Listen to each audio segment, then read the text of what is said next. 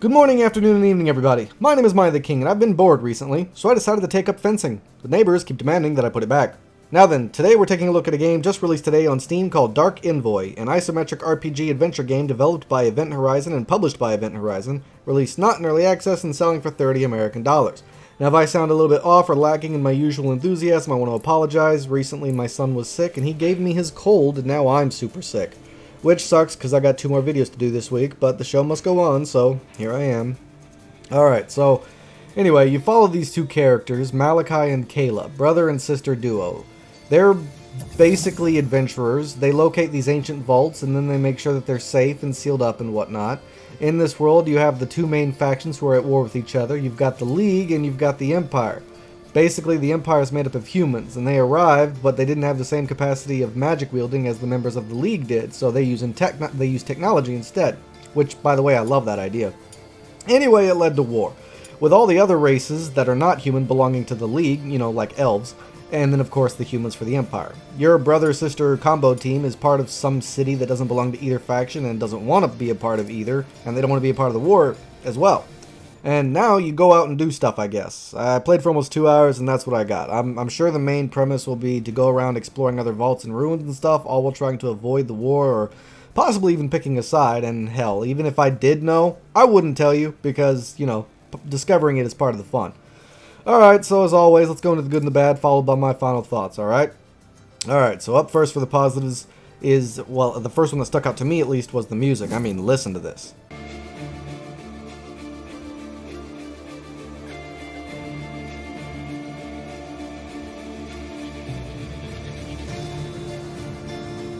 That music be bumping, man. I mean, it's radical and it's extreme. I like it.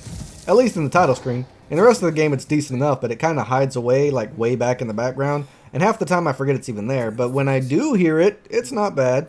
In terms of other sound effects, I mean, I suppose they're adequate. Not great, but not terrible. The voice acting, which is everywhere, by the way, is sometimes great and sometimes not so great. Here's an example of when it's great, at least in my opinion. The first humans settled here.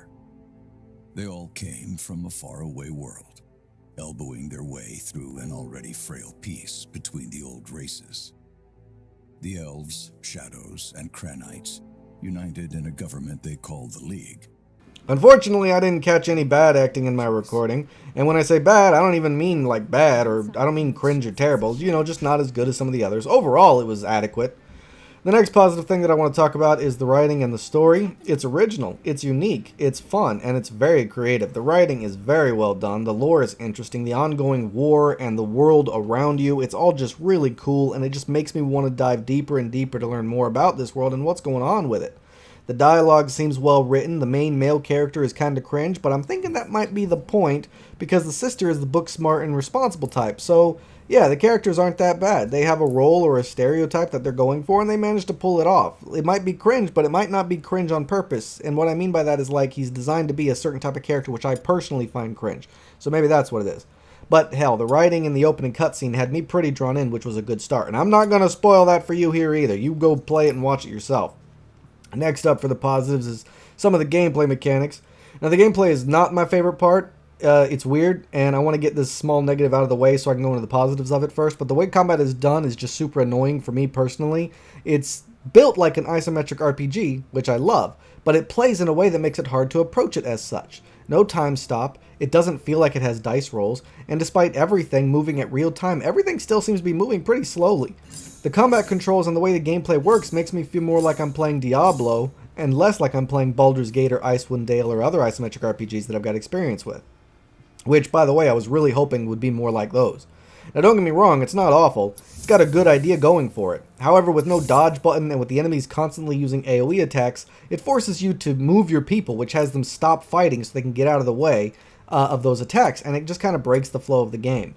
And when you've got melee characters who refuse to chase and engage enemies, it makes it even harder to manage everything because half the time you're trying to avoid AoE attacks and use combos, but your melee person is just sitting there not doing anything. I don't know why that is. So, the combat is just not really doing it for me, but that doesn't mean it's bad. Just for me personally, it was a little annoying. However, in lots of the gameplay, there are sporadic moments of amazing ideas. For instance, there are choices and decisions everywhere that you can make in cutscenes, each one with different outcomes and different ways to approach certain things. Like, do I choose to bribe these mercs, or do I just confront and kill them?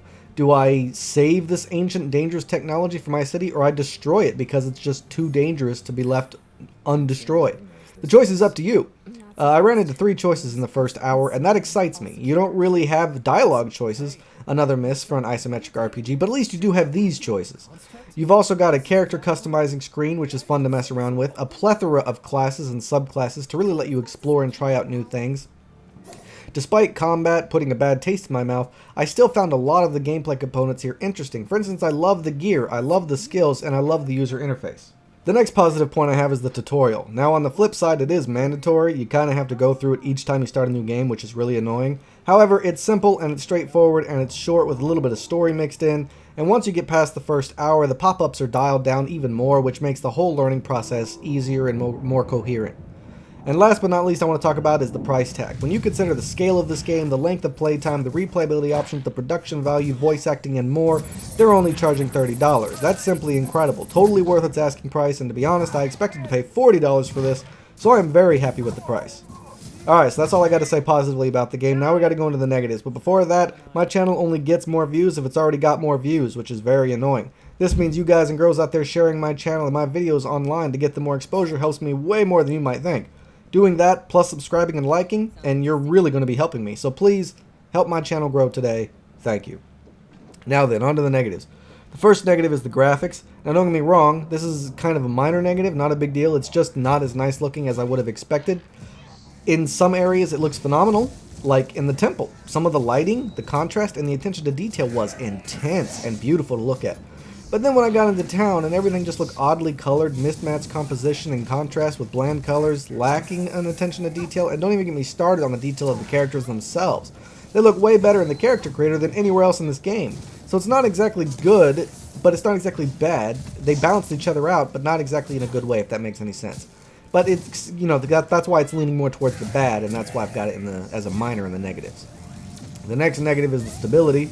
The game refused to start for me at first. I've had trouble restarting the game as well, and I don't know why this is happening. I had to full-on exit Steam and restart Steam just to get the game to start, and then one time I was able to get the game to start, or at least Steam told me that it was running, but it wasn't actually running, and I had to do it again.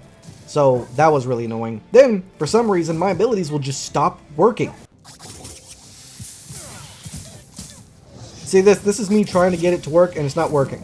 You're watching this, you see how I keep doing this, and nothing's happening? Yeah, that's because the spells just weren't activating. Nothing was working, they just weren't. I even tried reloading, and they still wouldn't work. I actually had to restart Steam to get the abilities to work.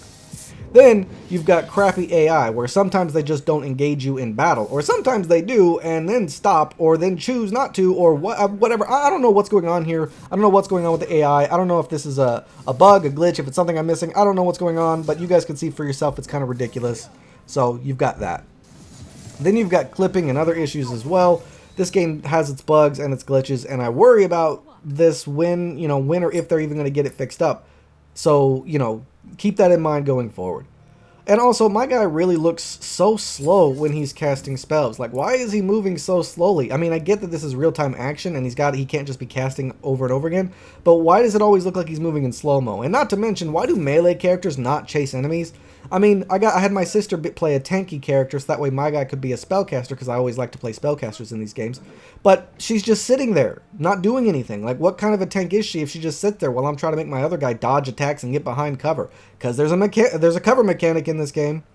And last but not least, for the stability negative is the lip syncing. The cutscenes, they're just embarrassing. It's so bad it kept pulling me out of the immersion every cutscene, yet these are supposed to be the climactic, amazing points that pull you in. And here they're doing the opposite.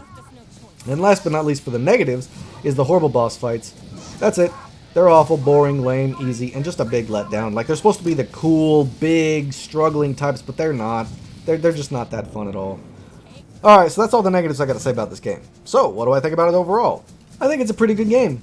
But here's the thing. So, If you are a fan of isometric RPGs, the classic ones like Baldur's Gate, Pillars of Eternity, Icewind Dale, others, this game is not like those games. You control fewer companions, you have fewer skills, you have real-time action-oriented combat, but done in a way that makes it feel less like an isometric game and more like an action-oriented game, and no dialogue choices. Now, if that doesn't sound like something you're interested in, then you might want to just pass on this one.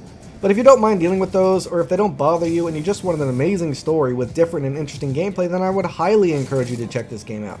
Don't get me wrong, it's not what I was expecting at all, and this is definitely no Baldur's Gate 3.